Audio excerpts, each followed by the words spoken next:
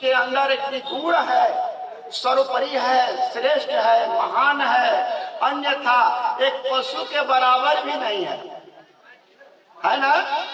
पशु तो किसी का चुगली नहीं करता है, चोरी करने नहीं जाता है। कितना गाय भैंस जो है, जो अखाद्य भक्षण लोग ग्रहण करते हैं, वो भी नहीं करते हैं सब। तो अगर मनुष्य हो करके गलत काम कार्य करते हैं, गलत खाद्य खाते हैं, तो पशु से भी अच्छे हैं। इसलिए कहते हैं कि मनुष्य के अंदर गुण है तो महान है, सर्वश्रेष्ठ है, अन्यथा पशु के बराबर भी नहीं है। तो देखिए, गुण के कहा का सकल नरा, बिन गुण रहे न कोई, जैसे कागा कोकिला, शब्द सुने सब कोई, शब्द सुने सब कोई, कोकिला सभे सुहामन, दो को एक रंग पर कागा भय अपावन।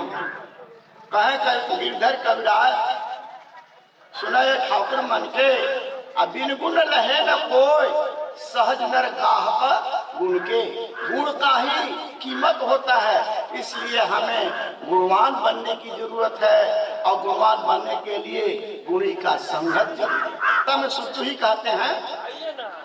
तो समुद्र में बड़ी बड़ी सीपें होती हैं, और सीप क्या करते हैं कि समुद्र के किनारे आ करके अपना सुपट मुख खोल करके पड़ी रहती हैं। उसी समय संजोग से स्वाति का बूंद जब बरस जाता है तो उसके मुख पर बुल्ला बुल्ला स्वाति का बूंद बन जाता है।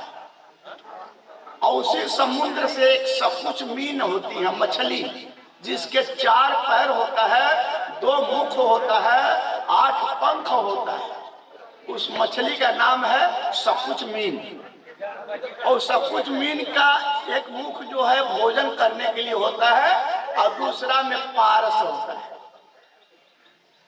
होता क्या है कि जब स्वाति के बूंद सीप के मुख पर बुल्ला बुल्ला बना रहता है, तो समझती है सकुच मीन की खाने वाला कोई वस्तु है। जब ही मुख लगाती है वो सुपट तुरंत बंद कर लेती है। आप लोग देखे होंगे, घोंघा है, सीप है, जितने हैं, छुएंगे तुरंत मुख बंद कर लेती है। और उसके मुख बंद करते ही उसके मुख में जो दूसरा मुख में जो लबाब होता है ना, उसके अंदर चला जाता है, सीप के अंदर। और उस सीप तो अपना मुख बंद कर ली। और होता क्या कि स्वाति का बूंद तथा सकुच मीन के मुख का पारस दोनों मिल करके मोती बनना शुरू हो जाता है। और जैसे जैसे मोती बनने लगता है, वैसे ही वो सीप जो है समुद्र की गहराई की तरफ जाना शुरू कर देती है। और अंतिम गहराई में जा करके वो शरीर, वो सीप का जो है शरीर समाप्त होकर मृत्यु को प्राप्त हो जाती है, और उसमें मोती पूर्ण बन जाता है। ठीक उसी तरह से जो सद्गुरु का ज्ञान है, जो सद्गुरु का ज्ञान है, वो हम लोग हृदय की सुपट को खोल दें। जिज्ञासु लोग हृदय सुपट को खोल दें, और वो जो सद्गुरु द्वारा, संतों द्वारा जो वाणी आ रहा है, वही स्वाति का बूंद जानिए, उसको संग्रह कर लेंगे तो एक दिन मालिक का पारस में लग जाएगा, मालिक का कृपा हो जाएगा, पारस लग जाएगा, तो मुक्ति द्वार खुल जाएगा। और जैसे ही मुक्ति द्वार में आप आगे बढ़ेंगे, ज्ञान मार्ग में आगे बढ़ेंगे, तो समुद्र यानी ज्ञान समुद्र मालिक के दरबार की ओर आप आगे बढ़ेंगे। और जैसे ही आप समुद्र में मिल जाते हैं, कर आया है शब्द में ना कि कर स्नान विमल मन होई, बार दया दिल दीपक सोई, मंजन जल निधि संगम गंगा, और सत सुकृत के उठे तरंगा। जो सत सुकृत शब्द कहा गया है, ये सब जो गुण है, इसको जब हृदय में हम धारण करेंगे तो धीरे धीरे धीरे धीरे जो है हमारा सारे मैल खत्म हो जाएंगे। तो वही कहा गया कि समुद्र की गहराई में, यानी ज्ञान की गहराई में पहुंच करके या मुक्ति रूप मोती रूपी मुक्ति को प्राप्त कर ले। मुक्ति माने पूर्ण मोती बन जाएगा, मतलब मुक्ति को प्राप्त हो जाएगा। और आया केदली सीप भुजंग मुखा। भुजंग आप जानते हैं, सर्प के मस्तक में मणि बन जाता है, कैसे बनता है?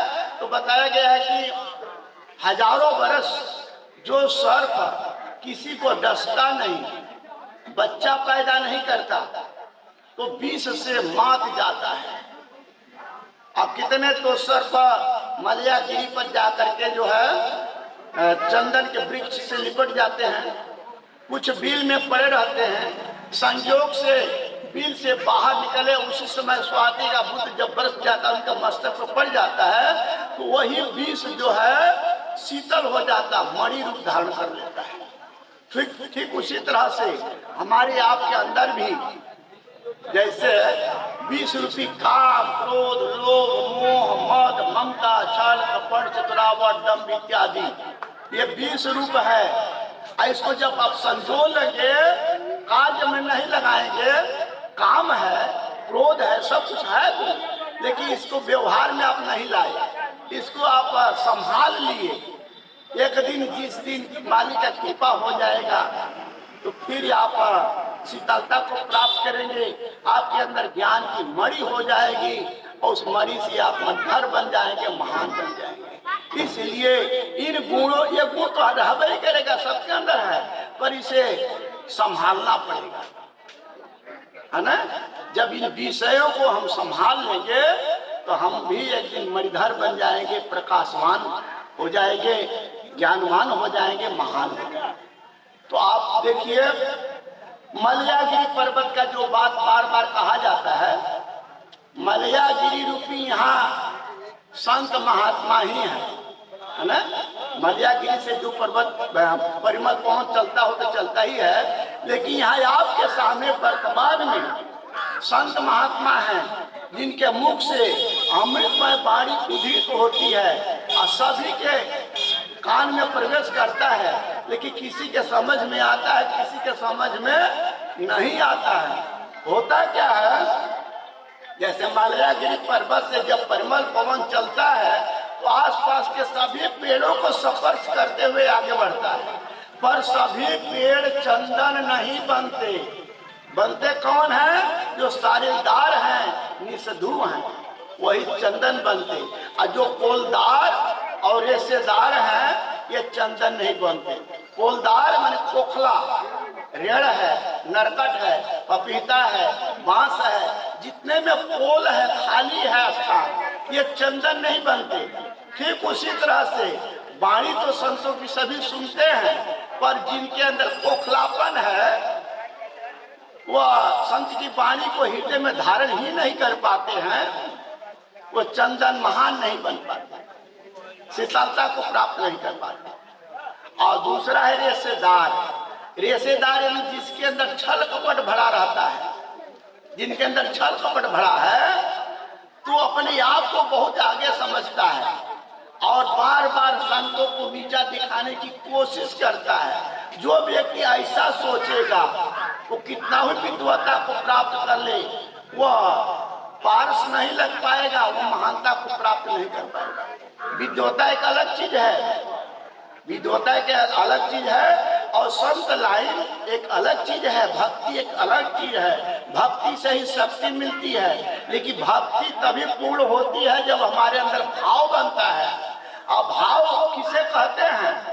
भाव जिस वाणी से और व्यवहार से किसी के दिल को खुश कर दिया जाए, गदगद कर दिया जाए, उसी व्यवहार और वाणी का नाम है भाव। भाव से भक्ति है, योग से ज्ञान है, ज्ञान हुआ का पूर्ण ब्रह्म, जीव से शिव है, संशय न सागर, देवा न देवी न भूतना धर्मा, वर्ण अवर्ण न वर्ण में भेद है, स्वार स्वाद न काम न कर्मा। दरिया जो कहे जब ज्ञान हुआ, रस एक रहा था पाप न धर्मा। तो भाव से भक्ति होती है और भक्ति की शक्ति से ही हम आगे बढ़ सकते हैं। कोई भी कार्य करने के लिए हमें भक्ति की जरूरत है। देशभक्ति हो, मातृ भक्ति हो, अपना संसार के लिए हम सेवा संसार का करें, सभी जीवों पर दया करें, यह जो है भक्ति से ही शक्ति हमको मिलता है। इसलिए शक्तिमान बनने के लिए भक्ति करें, सेवा करें, सेवा ही महान। चीज है, इसलिए सेवा करना बहुत जरूरी है। तो देखिए ऐसा भी देखा गया है कि जो सेवा करता है, जो सेवा करता है उसको कोई कमी भी नहीं होती है। आप देख सकते हैं बहुत से लोग सोचते हैं अरे इतना भंडारा में खर्च करेंगे, जैसे राजा बाबू लाल बाबू लोग कर रहे हैं ना, तो बहुत लोग सोचते कितना खर्च कर रहे हैं, और जो खर्च करता है उसी का बढ़ता है। जिस कुएं से पानी निकाला जाता है उस कुएं का पानी स्वच्छ पवित्र होता है और सोती खुल जाता है, पानी अधिक तेजी से आना शुरू हो जाता है। और जिस कुएं से पानी नहीं निकाला जाता है वैसे ही जाम हो जाता है, कीड़े पड़ जाते हैं, पानी दूसरा आता ही नहीं, सोती बंद हो जाता है। इसलिए दरिया साहब का कहना है अन्न कपड़ा का चिंतन करिए, रहो अचिंत मानी, भेजो तुरंत तलब न राखो, ते कहो तुम ज्ञानी। अन्न कपड़ा हम दे भेजाई, और जो दाफा शामिल हो जाई, जो जन लागे तुमके जानी, ताको मिटे नरक की खानी, ताहि ले छप लोग पठाओ, कुहू पलंग पर ताहि दर्शाओ। ये खुद वाणी है, ये सत्पुरुष की वाणी है कि जो भक्ति भजन में लगेगा, सेवा करेगा, उसको अन्न कपड़ा की कमी नहीं होगी। मैं तो देखता हूँ दरियापंथी महात्मा लोग इतना कपड़ा है वैसे ही सड़ रहा है, और कोई चीज की कमी नहीं है, बढ़िया बढ़िया खाने पीने को सब कुछ मिल रहा है। लेकिन जो कहता है कि हम भक्ति करते हुए हमको कुछ फायदा नहीं हो रहा है, तो उसमें कुछ कारण है। दरिया जो कहे कुछ कारण है। जल कमल फूले अली काहे न आवे, अगर जलाशय में कमल खिला है तो भावरा का आना जरूरी है। भावरा नहीं आता है तो समझ लीजिए उस कमल के फूल में रस नहीं होगा। ठीक उसी तरह से भक्त बन गए, साधु बन गए, और हमको मदद नहीं मिल रहा है, भक्त को साधु को मदद नहीं मिल रहा है, इसका मतलब कुछ कमी है। ढूंढ कर देखा जाए कुछ कमी है, इसलिए मदद नहीं मिल पा रहा है। बहुत से कहते हैं, ऐसा भी कहते हैं कि हम तो बहुत करते हैं भक्ति, हमको मदद नहीं मिलता है, और जो नहीं करता है वो बहुत आगे बढ़ रहा है। यह कैसे हो जाता है? वो अगले जन्म का उसका पूंजी है, जिसके चलते वो आगे बढ़ रहा है। और आपका जो पूंजी कम है, इसलिए जो है आप जल्दी नहीं बढ़ पाते हैं। अरे कर्ज आप लाख रुपया कर्ज कर लिए हैं, तो लाख रुपया कर्ज भर लेंगे तभी ना फिर आगे बढ़ेगा, लौकेगा आपके पास पैसा है।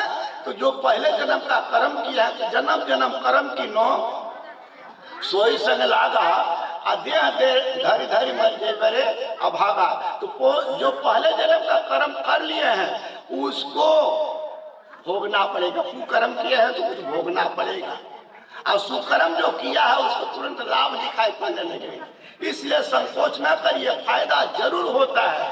अभी साहब जी जो थोड़ा संकेत किए हैं ना, देखिए स्वर जो स्वरोदय ज्ञान है ना, स्वर के अनुसार भी अगर कार्य करते हैं, साहब बढ़िया से बताते हैं, तो स्वर के अनुसार भी अगर काम करते हैं तो जो काम में बाधा बनने वाला है वो भी सही हो जाता है, अगर सही स्वर से आप जानबूझ करके कार्य करते हैं।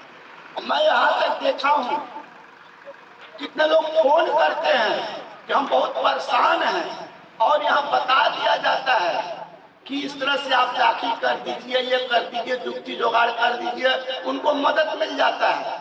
मैं कैसे मानूं कि मदद नहीं मिलता है? मिलता है, पर करने वाला कर नहीं पाता है। 5 टाइम कौमी सलाम करने के लिए कहा गया है भक्तों को कि 5 टाइम कौमी सलाम अनिवार्य है। सुबह बिस्तर से उठेंगे तो उत्तर दिशा में कर लेंगे, स्नान करने के बाद, भोजन के बाद, शाम को हाथ पैर धो करके रात्रि भोजन के बाद 5 टाइम अनिवार्य है। और जो भोजन दाखिल किया जाता है वो तो अलग से अलग है, जो महात्माओं का प्रोमिस किया जाता है वो अलग है, लेकिन 5 टाइम हमेशा जहाँ भी रहे 5 टाइम कौमी सलाम करिए। अगर ऐसा नहीं करते हैं तो फिर मदद की आप आशा क्यों कर रहे हैं? आप कमी कर रहे हैं। अगर आप में कमी नहीं है तो मदद जरूर मिलेगा। इसलिए बहुत या ढोंग पाखंड में जाने की जरूरत नहीं है। पाखंड से प्रभु मिले न काहू, कहो स्वभाव साँच पतियाहू, बरबस पाखंड करही बनाई, अद्रव हरही सब जगत रिझाई। देखिए ऐसा है कि हम कर्ज लेकर के खा रहे हैं, लेकिन भरना पड़ेगा कि नहीं भरना पड़ेगा? तो जो हम झाड़ फूक करवा लेते हैं ना ओझा सोखा की जा करके, तो समझिए कि कर्ज हम खा रहे हैं, है ना। कर्ज खाने में अच्छा लगता है कि नहीं लगता है? पैसा किसी से लिए खाए तो अच्छा लगता है, लेकिन भरने के समय परेशानी होती है कि नहीं? और जो कमाई करके खाएगा उसको कर्ज की बात नहीं न रह जाएगी। इसलिए कहा गया है कि आप मेहनत करिए, खूब आपको नाम मिल गया है। साहब सत्पुरुष का जो करें सत्सुकृत का उठे तरंगा, सत्सुकृत का लहर उठ रहा है, उसमें स्नान करिए, नाम लीजिए, संतों की वाणी को मानिए, संतों की सेवा करिए, भूखे के अन्न दीजिए, प्यासे को पानी दीजिए, निवस्त्र को वस्त्र दीजिए, असहाय की सहायता कीजिए। इस तरह से देखिए आपकी उन्नति आगे बढ़ेगी, है ना। इसलिए कहा गया है कि दरिया साहब का जो नियम है, कानून है, उस पर जो चले